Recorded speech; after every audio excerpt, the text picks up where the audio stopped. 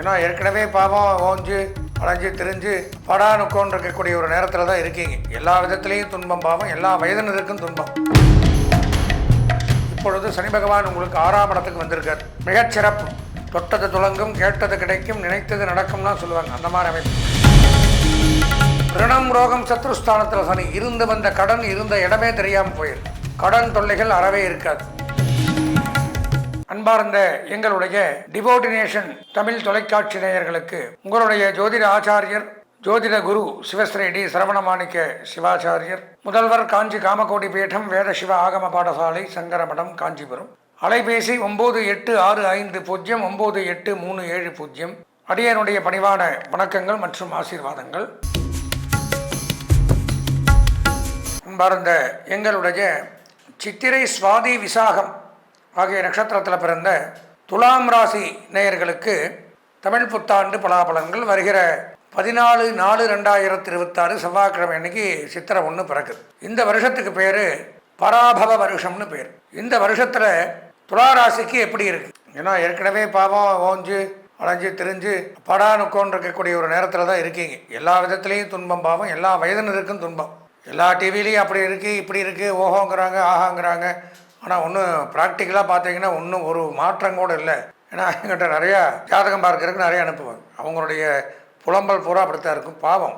காரணங்கள் கிரகங்கள் அனுகூலமாக இருந்தாலும் ஒரு கிரகம், அதாவது நான் எல்லாருக்கும் சொல்லுவேன், ஒரு குடம் நிறைய பால் இருந்தாலும் ஒரு சொட்டு விஷம் இருந்ததுன்னா இந்த குடம் நிறைய இருக்கிற பால் பூராவும் கெட்டு போயிடும். எதுக்கு பவர் அதிகம்? விஷத்துக்கு அதிகம். பால் அண்டாவே இருக்கட்டும், ஒரு சொட்டு விஷம் விட்டால் அது பூரா முடிஞ்சுது. இந்த மாதிரி நமக்கு மற்ற கிரகங்கள் அனுகூலமாக இருந்தாலும் ஒரு கிரகம் நன்மை செய்யவில்லை என்றால் மீதி இருக்கிற 8 கிரகங்கள் செய்யக்கூடிய நன்மையும் எடுபடாது.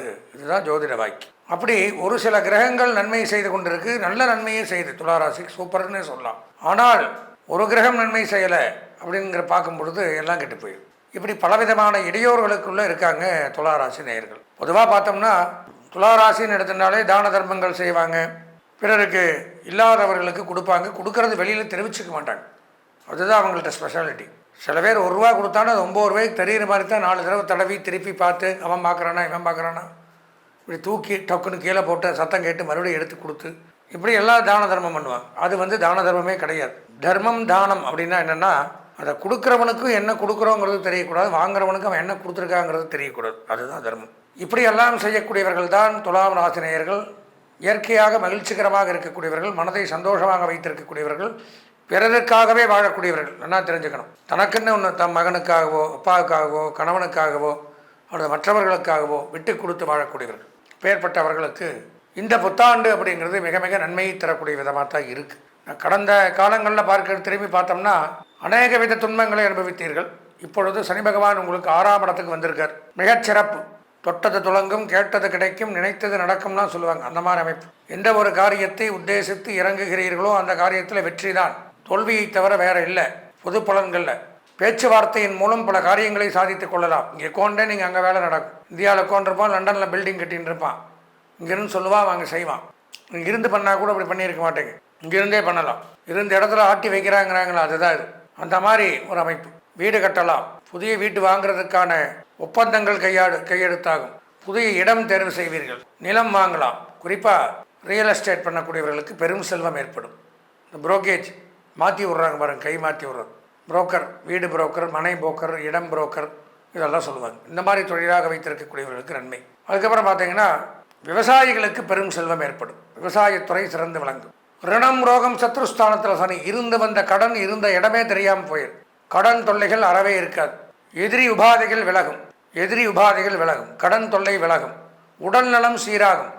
இருந்தாலும் சனி நல்லா இருக்கார், குரு 9ஆம் இடத்தில் இருக்கார். திருமண பேச்சு கைகூடும், புத்திரபாக்கியம் ஏற்படும், தொழில் முன்னேற்றங்கள் உண்டாகும். கேது லாபஸ்தானத்தில் வெளிநாடு போகலாம். ஏற்றுமதி இறக்குமதி தொழில் சிறந்து விளங்குது. அந்நிய செலாவணி, பங்கு வர்த்தகம், ஷேர் மார்க்கெட்டிங் சூப்பர். இருக்கிற இடத்துல வெற்றியை பெறலாம். இருந்த தொல்லைகள் அறவே விலகுது. இப்படியெல்லாம் பலவிதமான நன்மைகளை தங்களை தாங்கி தேடிக்கொண்டு வந்திருந்தாலும் சின்ன ஒரு கரும்புள்ளி அது இருக்கு. 5ஆம் இடத்துல ராகு பயிற்சி ஆகணும். 4ஆம் இடத்துக்கு வரணும். எப்போ வராருன்னா ஐப்பசி மாதத்தில் வருவார். அது வரைக்கும் கொஞ்சம் தொல்லைகள், உடல்நல ரீதியான பிரச்சனைகள், நரம்பு கோளாறுகள், கண், வயிறு, தலை, மின்சார சாதனங்கள் மூலமாக பிரச்சனை, இரத்த குறைபாடுகள், இந்த மாதிரிலாம் ரத்த சம்பந்தமான ரத்தத்தில் பிரச்சனை, cholesterol, sugar, pressure, blood count இதில் குறை, இந்த மாதிரி பிரச்சனைகள்லாம் கொடுப்பார். எதற்கும் துலாம் ராசி நேயர்களும் பொதுவான பலன்களில் நல்ல பலன்கள் இருந்தாலும் ஒரு முறை சொந்த ஜாதகத்தை அவசியம் பார்த்தே தீர வேண்டும். அப்போத்தான் தப்பிக்க முடியும். துளாராசி அப்படின்னு எடுத்தோம்னா இந்த புத்தாண்டு பலன்கள் சூப்பர், 100% நன்மை. அனைத்து தரப்பினருக்குமே தனித்தனியாக பிரித்து சொல்லலை. துளாராசியில் யார் என்ன வேலை செஞ்சாலும் சிறப்பு. அதிர்ஷ்டமான வண்ணம் வெள்ளை, அனுகூலமான திசை மேற்கு, அதிர்ஷ்டமான எண் 5, வணங்க வேண்டிய தெய்வம் மகாலட்சுமி தாயார்.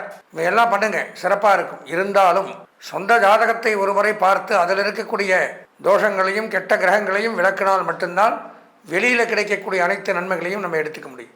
இதுவரை இந்த தமிழ் புத்தாண்டு அப்படின்னு சொல்லக்கூடிய பராபவ வருஷத்தினுடைய 12 ராசிகளுக்கு உண்டான பலாபலன்களை தெளிவாக விரிவாக பார்த்தோம். அதாவது ஒவ்வொருத்தருக்கும் எப்படி எப்படி இருக்குது, அவங்க என்னென்ன பண்ணணும் அப்படின்னு நான் எப்போவும் சொல்கிறது தான். இப்போ நாங்கள்லாம் சொல்கிறது அப்படிங்கிறது இந்த பொதுப்படையாக கிரகங்கள் எங்கெங்கே இருக்கோ அதை வச்சு இது இப்படி நடக்கலாம், இப்படி நடக்கும் அப்படிங்கிறத ஒரு காம்பவுண்டாக ஜென்ரலாக பொதுவாக தான் நாங்கள் சொல்லிட்டு வரோம். இது ஒரு 10% சில பேருக்கு சூட் ஆகும். 10% தான் இதனுடைய பலன்களை நம்ம எடுத்துக்கணும். மீதி 90% பலாபலன்கள் அவரவர்களுடைய சொந்த ஜாதகத்தை மட்டுமே பொறுத்தது. எந்த பயிற்சிகள் நடந்தாலும் சரி, எந்த ஒரு ஆண்டுகள் பிறந்தாலும், என்ன ஒன்று மாற்றங்கள் நிகழ்ந்தாலும் நம்மளுடைய சொந்த ஜாதகம் வேலை செய்தால் மட்டும்தான் நன்மையையும் அனுபவிக்க முடியும், தீமையிலிருந்தும் விலக முடியும். அதனால் இந்த தமிழ் புத்தாண்டில் அடுத்த தமிழ் புத்தாண்டு வர வரைக்கும் இந்த ஒரு வருஷத்திற்கு நாம் எப்படி இருப்போம், நமக்கு எப்படி இருக்கும் அப்படிங்கிறத நீங்கள் கண்டிப்பாக தெரிஞ்சுக்கணுன்னா உங்களுடைய சொந்த ஜாதகத்தை ஒரு முறை தவறாமல் பார்க்கணும். இது எல்லாருக்கும் நான் எப்போது சொல்கிறது தான். ஏன்னா அதில் பலவிதமான தோஷங்கள் இருக்கலாம், நன்மைகளும் இருக்கலாம். இந்த நன்மையை தெரிஞ்சுக்காமல் அதில் ஒரு பாதை இருக்கும். அந்த பாதையை விட்டுட்டு வேறு பாதையை நோக்கி நாம் போகும்போது நாம் பண்ணுற எந்த காரியங்களும் நமக்கு சரியாக அமையறதில்லை. அப்போ புத்திசாலித்தனமாக நமக்கு இதுதான் அப்படிங்கிறது தெரிஞ்சுக்கிறது நல்லது. தெரிஞ்சுட்டு அந்த பாதையில் போகிறது நமக்கு நன்மையை தரும்.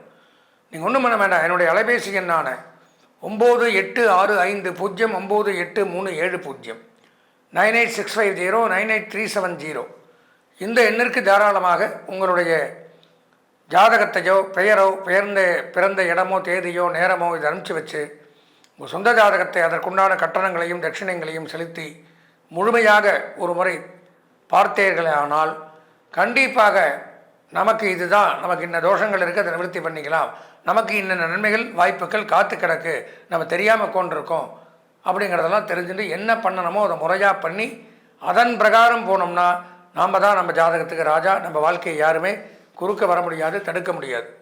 எனவே இந்த புத்தாண்டு உங்களுக்கெல்லாம் ஒரு இனிமையான புத்தாண்டாக அமைய வேண்டும் என்று கூறி தமிழ் புத்தாண்டு வாழ்த்துக்களை கூறி நிறைவு செய்கிறேன். நன்றி, வணக்கம்.